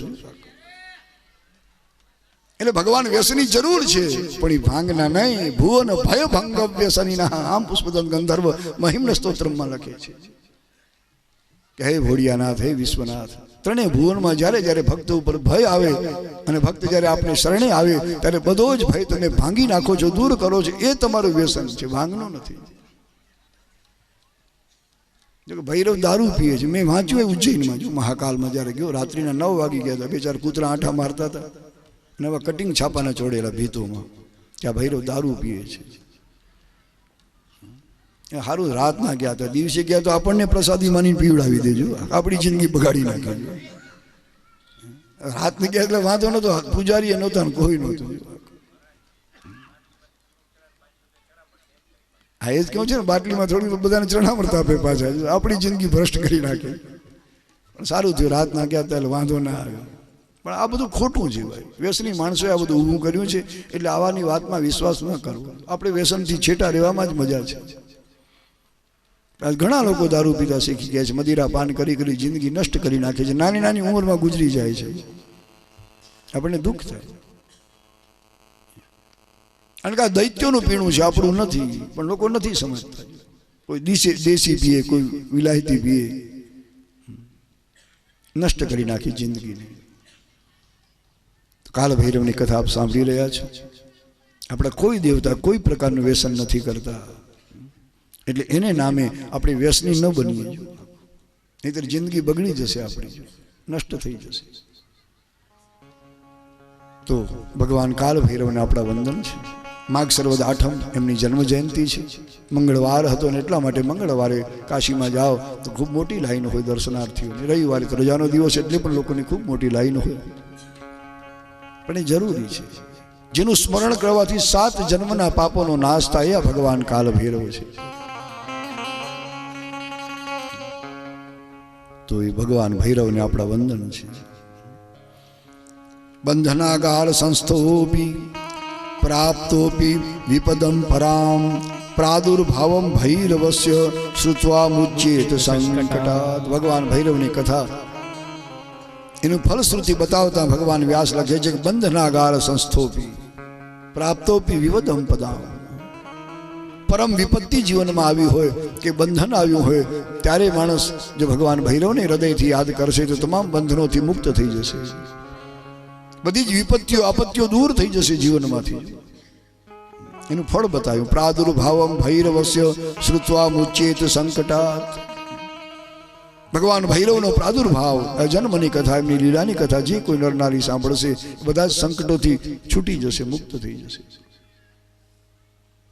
એ ભગવાન ભૈરવને આપણા વંદન છે. ત્યાર પછી નૃસિંહ ભગવાન એનો ગર્વ ઉતારનાર સલભેશ્વરની કથા છે. સલભ અવતાર ભગવાન શંકરનો. સલભનો અર્થ તીડ થાય છે. આપણે જે તીડ જોયા છે નાનકડા, પણ આ ભગવાન શિવે એટલું વિશાળ રૂપ ધારણ કર્યું. નૃસિંહ ભગવાનને આપ જાણો છો, ભાગવતમાં 7મ સ્કંદમાં કથા આવે છે કે જ્યારે હિરણ્યકશિપુનો ત્રાસ બહુ વધી ગયો.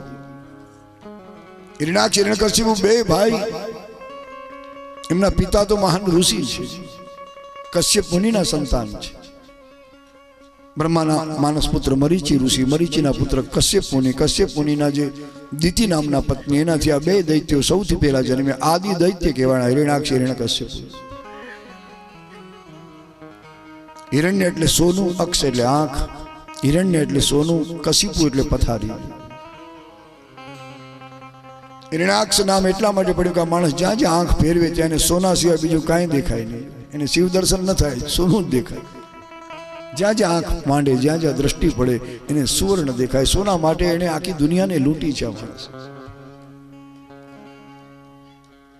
હિરણ્ય કશિપુ, હિરણ્ય એટલે સોનું, કશિપુ એટલે પથારી. સોનાના પલંગ, સોનાની પથારીઓમાં સુનારો માણસ હિરણ્ય કશ્યપુ કહેવાય. મતલબ સંપત્તિના અત્યંત પ્રેમી આ બંને ભાઈઓ. દુનિયાને ખૂબ લૂંટી છે, ખૂબ શક્તિશાળી બન્યા તપ કરી કરીને, વરદાનો મેળવીને, અને પછી એનો ખોટો ઉપયોગ કર્યો, જગતને લૂંટ્યું છે. દેવતાઓ થરથરી ઉઠ્યા છે, કારણ કે સ્વર્ગમાંથી દેવોને મારીને ભગાડ્યા છે. અંતે દેવો ભગવાનને ચરણે ગયા, પ્રભુ અવતાર ધારણ કરો, આ રાક્ષસને પૂરો કરો.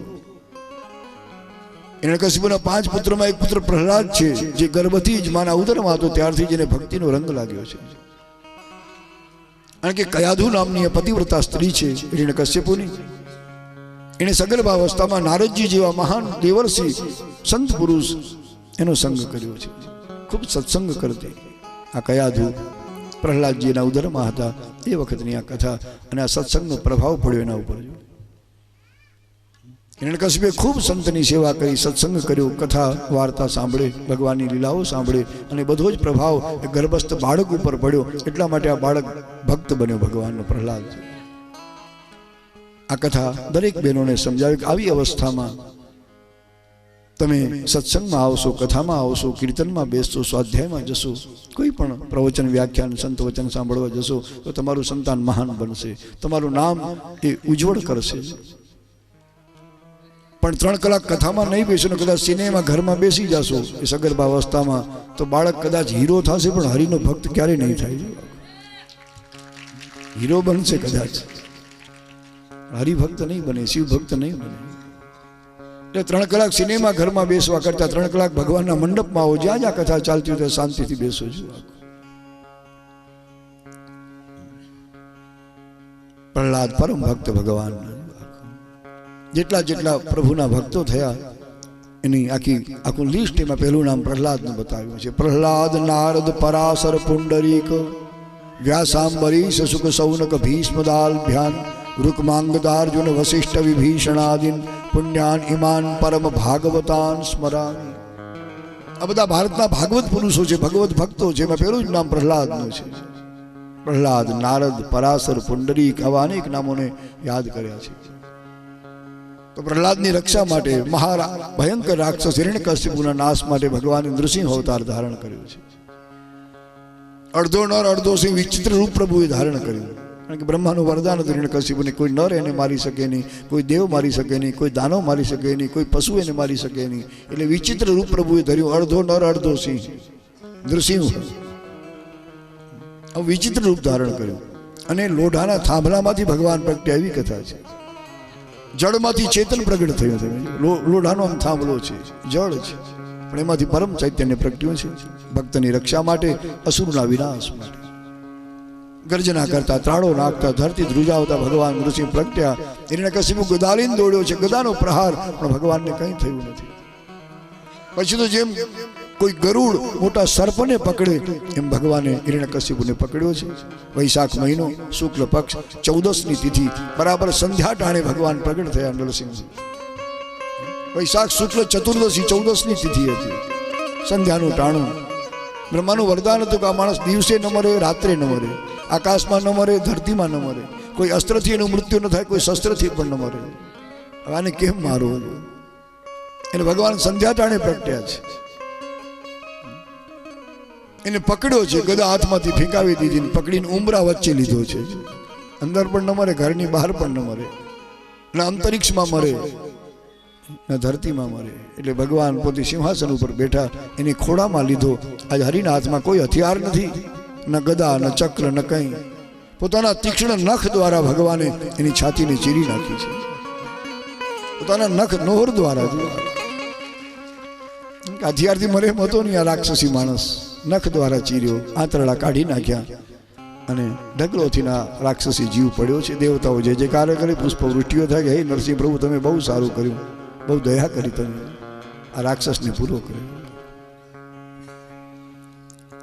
પણ ભગવાનનો ક્રોધ શાંત થતો નથી, અતિશય ક્રોધ. હિરણ્યકશિપુના મૃત્યુ પછી પણ ભગવાનની આંખની લાલાશ દૂર થતી નથી. સતત ગર્જનાઓ કર્યા કરે. દેવતાઓ ગભરાણા છે, કૈલાસ પર દોડ્યા કે હે મહાદેવ, હે મહેશ્વર, હે પરમેશ્વર, કૃપા કરો, આ નરસિંહ ભગવાનના ક્રોધને દૂર કરો. અમને બધાને બહુ ડર લાગે છે, બીક લાગે છે. આંખો લાલ છે, ભયંકર દાઢો છે, ગર્જનાઓ કરે છે. સદાશિવને શરણે આવ્યા છે. અને પછી તો ભગવાન સદાશિવે પેલા વીરભદ્રને મોકલ્યા કે હે વીરભદ્ર, તમે મહાન વીર છો, મારા ગણ છો, તમે જાઓ ગમે તેમ કરી નૃસિંહને શાંત કરો, સમજાવો. વીરભદ્ર આવ્યા છે, નૃસિંહને કહે છે કે હે પ્રભુ તમે શાંત થાઓ. જે અસુરના નાશ માટે આપ પધાર્યા, અવતાર ધારણ કર્યો, અસુર તો ગુજરી ગયો, ખલાસ થઈ ગયો. આટલો બધો ક્રોધ કોના પર કરો છો? ક્રોધ સારો નથી, કારણ કે ક્રોધ એ માનવનો દુશ્મન છે, શત્રુ છે. કામ, ક્રોધ, લોભ આ બધા શત્રુઓ છે આપણા. મોહ, મદ, મત્સર વગેરે સડસડ રીપુ આપણે આગળ જોયું કે છ દુશ્મનો આપણા જીવનના આખી જિંદગીને બગાડતા હોય છે. પાપના પંથે માણસો દોડતા હોય છે આ કામને કારણે, ક્રોધને કારણે, લોભને કારણે. કબીર સાહેબ લખે કે કામ ક્રોધ અરુ લોભ કી જબલગ ઘટ में खान को पंडित को मूर्खा सब जन एक समान. જ્યાં સુધી માણસના ઘટમાં, મનમાં કામ ક્રોધ લોભ ભર્યા છે ત્યાં સુધી કોણ જ્ઞાની, કોણ અજ્ઞાની, કોણ વિદ્વાન, કોણ મૂર્ખ, બધા સરખા છે. આ બધા દુર્ગુણો જેને જીત્યા એ જ પરમ જ્ઞાની, એ જ પંડિત, એ જ સાચો વિદ્વાન. પણ આ દુશ્મનોને જીતવા આઘરા છે. શિવની કૃપા વગર આ જીવ આ શત્રુ નથી જીતી શકે. જેના પર ભગવાન સદા શિવની કૃપા દ્રષ્ટિ પડે એ જ જીવ આ દુશ્મનોને જીતી શકે છે. ગીતાજીમાં અર્જુને ભગવાનને પ્રશ્ન પૂછ્યો કે લોકો પાપના પંથે ઘણા લોકો દોડતા હોય છે, એનું કારણ શું? ક્યારેક તો એવું જોવા મળે કે માણસની ઈચ્છા ન હોય છતાં કોઈ પરાણે જાણે કેમ પાપના પંથે દોડાવતો હોય. તો એવું કયું તત્વ છે જે માણસની જબરદસ્તી પરાણે પાપના પંથે ચડાવે છે? ત્યારે ભગવાન બોલે અર્જુન, કામ એસ, ક્રોધ એસ, રજોગુણ સમુદ્ભવ, મહાસનો મહાપાપમાં વિધ્યેન મિહવૈરીણમ. આ કામ, આ ક્રોધ એ જ માણસને પાપના પંથે દોડાવે છે.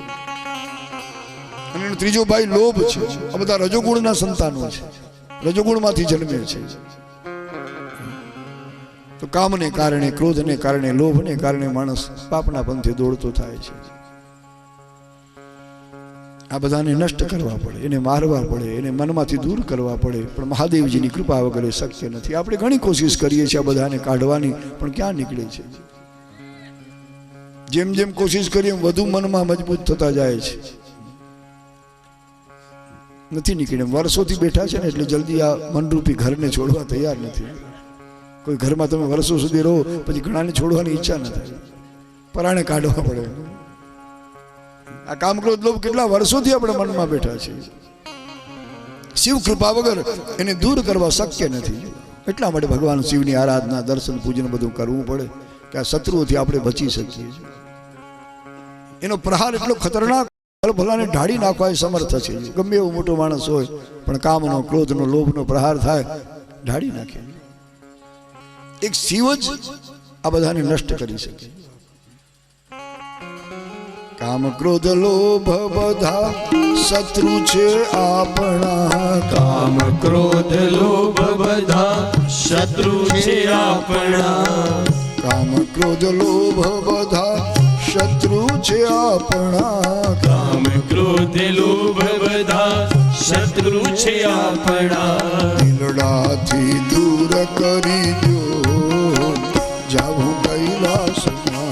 દિલડાથી દૂર કરી દો, જાવું કૈલાસમાં. દિલડાથી દૂર કરી દો, જાવું કૈલાસમાં. દિલડાથી દૂર કરી દો, જાવું કૈલાસમાં. સ્નેહ થકી શિવ ભજી લો, જાવું કૈલાસમાં. શેર સખી શિવ ભજી લ્યો, જાવું કૈલાસમાં. સ્નેહ થકી શિવ ભજી લો, જાવું કૈલાસમાં. સ્નેહ થકી શિવ ભજી લ્યો, જાવું કૈલાસમાં. આળસને ઊંઘ તજી દો, જાવું કૈલાસમાં. આળસને ઊંઘ ત્યજી દો, જાવું કૈલાસમાં. આળસને ઊંઘ તજી દો, જાવું કૈલાસમાં. આળસને ઊંઘ ત્યજી દો, જાવું કૈલાસમાં. હવે જાવું કૈલાસમાં. હવે જાવું કૈલાસમાં. હવે જાવું કૈલાસમાં. હવે જાવું કૈલાસમાં. ભયંકર દુશ્મન આપણા ખતરનાક છે આ બધા. એને જીતવા બહુ કઠણ કામ, ધારી એટલું સહેલું નથી. પેલા પણ મેં કહ્યું, ફરી વાર સંભળાવું કે જે બહારના શત્રુઓને જીતે માણસ વીર કહેવાય, પણ જેને આપણા અંદરના શત્રુઓને જીત્યા આપણે ત્યાં ભગવાન મહાવીર કહેવાય છે. એ મહાવીર એનાથી મોટા વીર કોઈ નથી જે આવા આંતરિક શત્રુઓને જીતે. લોભ બધાનો બાપ છે. એક સંસ્કૃત વિદ્વાન લખે કે લોભાત કામઃ પ્રભવતિ, લોભ ક્રોધ પ્રજાયતે, લોભાત પાપશ્ચ નાશશ્ચ, લોભ પાપસ્ય કારણ. લોભથી જ કામ જન્મે, લોભથી જ ક્રોધ જન્મે અને લોભથી જ માણસ પાપના પંથે દોડે. લોભ એ પાપનું મૂળ છે. પછી એ સત્તાનો લોભ હોય તો ભલે, સંપત્તિનો લોભ હોય તો ભલે, બીજો કોઈ પ્રકારનો લોભ હોય તો ભલે, પણ લોભને કારણે માણસ પાપના પંથે ચડે છે. લોભ એ પાપનું મૂળ છે. અને જેમ જેમ જીવનમાં લાભ વધે તેમ આપણો લોભ પણ વધતો જાય. તમે અનુભવ્યું હશે કે જેમ જેમ લાભ વધે, આર્થિક લાભ, એમ આપણો લોભ પણ વધતો જાય, ઘટતો નથી. આ નિયમ છે. તો લોભને હણવો હોય, મારવો હોય તો શું કરવું? તો કે એક જ ગુણ અપનાવવો પડે, નામ છે સંતોષ. સંતોષ રૂપી શસ્ત્ર હાથમાં ધારણ કરશું તો જ લોભનો નાશ થશે. બીજા કોઈ હથિયાર ત્યાં કામ નહીં આવે. સંતોષ એ પરમ ધન છે, જીવનની સાચી મૂડી છે. બહુ મોટો ગુણ છે આપણા માનવ જીવનનો.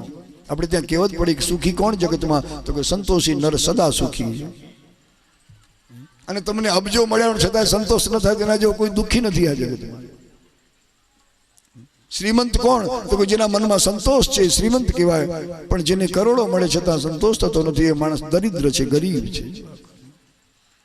આ ગરીબ કહેવાય સંસારનો માણસ. અસંતુષ્ટ માણસ એ ગરીબ છે, દરિદ્ર છે. દરિદ્રો યસ્તુ અસંતુષ્ટ, એમ ભગવાન યોગેશ્વર કૃષ્ણ ભાગવતમાં બોલ્યા છે. તો આ બધા દુર્ગુણો છે, આપણા શત્રુઓ છે. એને જીતવા પડે. શિવની કૃપાથી ધીમે ધીમે એને આપણે દૂર કરી શકીએ, એનાથી બચી શકીએ. નહીંતર આપણું જીવન બગડી જાય છે.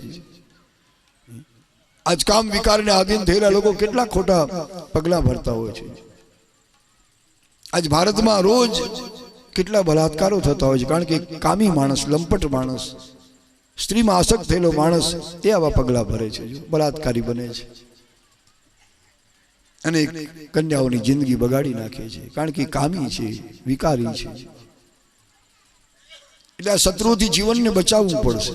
આ જરૂરી છે. તો જ ભજનના માર્ગમાં, ભક્તિ માર્ગમાં આપણે આગળ વધી શકશું. કામ, ક્રોધ, લોભ બધા શત્રુઓ છે આપણા. એમાં લોભ સૌથી ખતરનાક છે. એને કોઈ હથિયારથી હણી શકાતો નથી. કેવલ સંતોષથી જ એનો નાશ થાય છે. લોભ એ નાશનું કારણ બને, ઘણીવાર જીવનને નષ્ટ કરી નાખે. આગળ ભણતા ત્યારે એક વાર્તા આવતી કે લોભીઓ માણસ બજારમાં નારિયેલ લેવા ગયો છે. કે શનિવાર છે, હનુમાનજી નારિયેલ વધારતા હોય. બહુ લોભી હતો મોટો શ્રીમંત, મોટો શેઠ, પણ કંજૂસ બહુ. ચમડી તૂટે પણ દમડી છૂટે નહીં. આવો કંજૂસ. એનો વિચાર કર્યો શનિવાર છે, હનુમાનજી મહારાજનો વાર છે, દર્શન કરતા હું એકાદ નારિયેલ વધારું.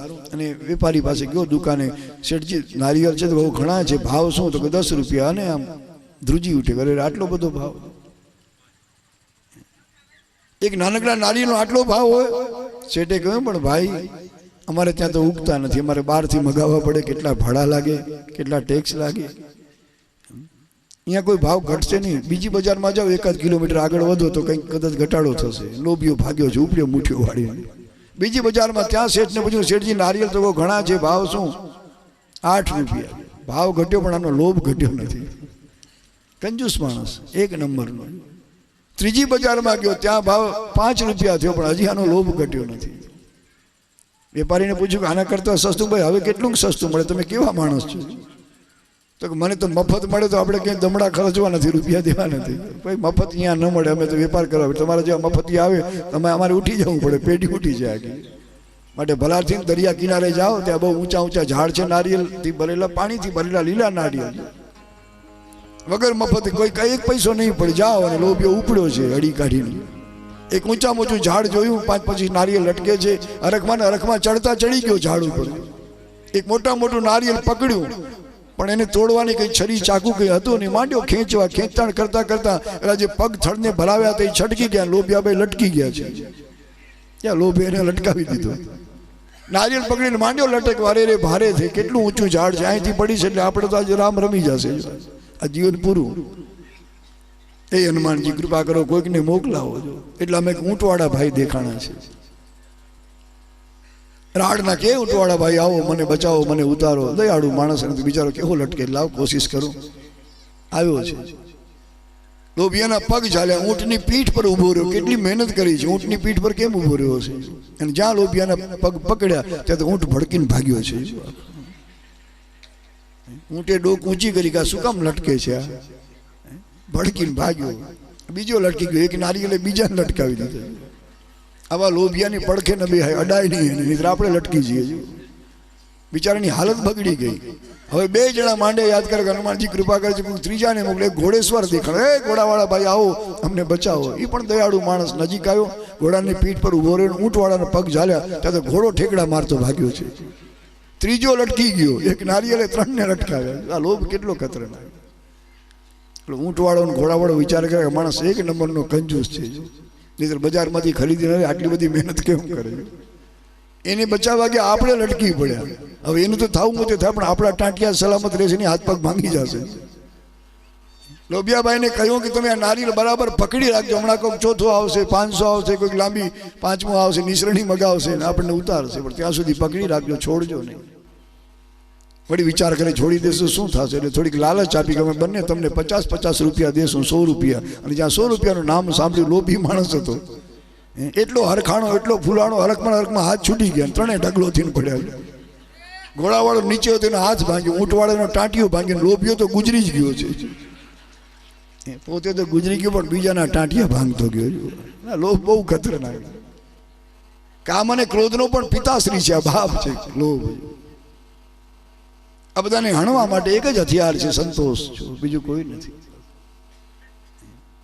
તો આ હિરણ્યાક્ષ લોભ છે. આ બાજુ ભગવાન વરાહ નરસિંહ, આ બધા સંતોષનું સ્વરૂપ છે. નરસિંહ તો વીરતા પરાક્રમનું પ્રતીક. વૈશાખ સુદ 14ના સંધ્યા ટાણે પ્રગટ થઈ, ઉમરા વચ્ચે નાખી, પોતાના તીક્ષ્ણ નખ દ્વારા એની છાતીને ચીરી છે, એને ખલાસ કર્યો આસુરને. પણ હિરણ્યકશિપુને માર્યા પછી ભગવાન નરસિંહનો ક્રોધ જ્યારે શાંત થયો અને દેવતાઓ ગભરાણા કે આ ક્રોધમાં બ્રહ્માંડ સળગી જશે, સદાશિવને શરણે ગયા કે નાથ કૃપા કરો. ભગવાન શિવજીએ પેલા વીરભદ્રને મોકલ્યા, તમે જાઓ, સમજાવો, એને શાંત કરો. વીરભદ્ર આવ્યા, ખૂબ સમજાવે છે કે અખિલ બ્રહ્માંડના અધિપતિ ભગવાન સદાશિવ મને મોકલે છે, સદાશિવનો ગણ વીરભદ્ર મારું નામ છે. હે નરસિંહ ભગવાન, હવે તમે શાંત થાઓ, ક્રોધ છોડી દો, અતિ ક્રોધ સારો નહીં. ગમે એવો તપસ્વી હોય પણ બહુ ક્રોધ કરે એટલું તપ ભસ્મ થઈ જાય છે, બળી જાય. ક્રોધ એ અગ્નિ છે સાક્ષાત, આપણા જપ તપને બાળીને ભસ્મ કરી નાખે છે. તમે જપ કરો, તપ કરો, કોઈ વ્રત રાખો, સારું છે, પણ એ દિવસે ક્રોધ ન કરાય, નહીતર આપણે બધું બળી જાય. અનલ છે, અગ્નિ છે આ ક્રોધ. ખૂબ સમજાય, વીરભદ્ર પણ માન્યા નથી. ક્રોધમાં વિવેક ચૂક્યા છે, કોઈનું સાંભળતા નથી, ગર્જનાઓ કરે છે, ભયંકર ત્રાળો નાખે છે. દેવતાઓ થરથર ધ્રુજે, ભોળાનાથને વિનંતી કરે કે નાથ હવે આપ ખુદ જાઓ, વીરભદ્ર પાછા આવે, તમે જાઓ મહારાજ, મારું નથી માનતા. અને આજ ભગવાન શંકરે એક દિવ્ય અવતાર લીધો છે, એ સલભ મોટા વિશાળ તીડનું રૂપ ધારણ કર્યું. હરિન્દ્રસિંહ બન્યા છે, ભગવાન શંકરે તીડ સલભ અવતાર ધારણ કર્યો છે. એ તીડ આપણે જોયું એટલું નાનકડું નથી, વિશાળ રૂપ આવ્યા છે. નરસિંહ જ્યાં ગર્જના કરે છે, ભગવાન સલભાવતાર સદાશિવે નરસિંહ ભગવાનને પોતાના પગમાં ઉપાડ્યા છે, અંતરિક્ષમાં લઈ ગયા, ત્યાંથી પછાડ્યા, વળી ઊભા થયા, વળી પકડીને પછાડ્યા, આમ પછાડી આમ છોતા કાઢી નાખ્યા, એવી કથા છે. અતિશય ક્રોધ કર્યો, શિવનું પણ માન્યા નહીં, એટલા માટે આ લીલા કરવી પડી છે. કારણ કે જે કાર્ય માટે પધારેલા એ કાર્ય તો પૂરું થઈ ગયું, અસુરનો નાશ થયો છે, પછી આટલો બધો ક્રોધ કોના માટે, શું કામ? શિવ તત્વનું પણ માન્યું નહીં, એટલે ભગવાન શિવે સલભ અવતાર ધારણ કરી નૃસિંહને થોડી સજા કરી, પછાડી અને પોતે શિવ તત્વમાં લીન થઈ ગયા છે. પછી તો એ સિંહનું ચામડું ઉતારી લીધું અને ભગવાન શંકરે પોતે ધારણ કર્યું. એના મુખની ખોપડી એ પોતાની મુંડ માળામાં ધારણ કરી. ભગવાન શિવ મુંડ માળા પહેરે છે કંઠમાં, ખોપડીઓની માળા ધારણ કરે, એમાં નૃસિંહનું મસ્તક રાખ્યું છે. ભલે બહિરંગમાં ક્રોધ પણ અંતરંગમાં અત્યંત પ્રેમ છે પ્રભુને. નૃસિંહ અવતારની લીલા આ રીતે સમાપ્ત કરી ભગવાન શંકરે સલભાવતાર ધારણ કરી. પણ આ ચરિત્ર, આ લીલા, આ કથા સૌને સમજાવે છે કે ખોટો ક્રોધ ન કરજો. ક્રોધ કરવો તો આપણી જાત પર કરીએ, કે હજી સુધી મારામાંથી દુર્ગુણ ગયા નથી, કુટેવો ગઈ નથી, પોતાની જાત પર ક્રોધ કરીએ અને દુર્ગુણોને કુટેવોને જીવનમાંથી કાઢીએ. બીજા પર ક્રોધ કરવાથી કંઈ વળશે નહીં, કંઈ મળશે નહીં. ઘણા લોકો બહુ ગુસ્સો કરે, વાતમાં આંખો લાલ થઈ જાય, ખબર ન પડે, આપણે બીક લાગે આની સામે જોવું કેમ. કેટલાકની તો આંખો આમ લાલ ઘૂમ હોય અને એની લાલાશ મરે ત્યાં સુધી જાય નહીં, ખલાસ થઈ જાય ત્યાં સુધી એ આંખની લાલાશ ન જાય. આટલો ક્રોધ સારો નથી. અતિ ક્રોધ ન કરવો. હું બહુ ક્રોધી હોય છે. એક મહાત્મા પધાર્યા છે કોઈક સત્સંગીને ઘરે, રાજી થયા કે સંત પધાર્યા. ગાયનું દૂધ મગાવ્યું, કટોરો ભરીને દૂધ ગરમ કર્યું, એમાં કેસર ને સાકર ને ઘણું બધું નાખ્યું. મહાત્માજીને અર્પણ કર્યું, બાપજી આ દૂધ પાન કરો તમે. મહાત્મા વિચાર કરે કે આ દૂધ બહુ સરસ છે, સુગંધ સારી આવે છે, કેસર નાખી છે, સાકર નાખી છે, ઘણું બધું પધરાવ્યું છે. ગરમા ગરમ દૂધ હતું ને જ્યાં અડ્યા ત્યાં તો હાથ દાજ્યો, મોઢી અડાડ્યો તો આમ જીભ દાજી, હોઠ દાજી ગયા છે અને ખીજાણા છે. શેઠ ઉપર તૂટી પડ્યા કરે, એટલે તારામાં અક્કલ છે કે નહીં, આવું ગરમ દૂધ દેવાય? પણ તું ઠારીને પીને તને કોણે અત્યારે પીવાની વાત કરી છે? 5-15 મિનિટ રહેવા દે તો ઠરી જાય. ઉતાવળમાં ગરમા ગરમ દૂધ પીવા ગયા તો આમ હોઠ બળી ગયા છે, હાથ દાજ્યો છે. બહુ ખીજાણા શેઠ ઉપર. શેઠનો કોઈ વાંક નથી બિચારા. પગમાં પડે, બાપજી ક્ષમા કરો, થોડી વાર એમને રહેવા દો, 5-15 મિનિટ ખુલ્લું રાખજો, હમણાં ઠરી જશે.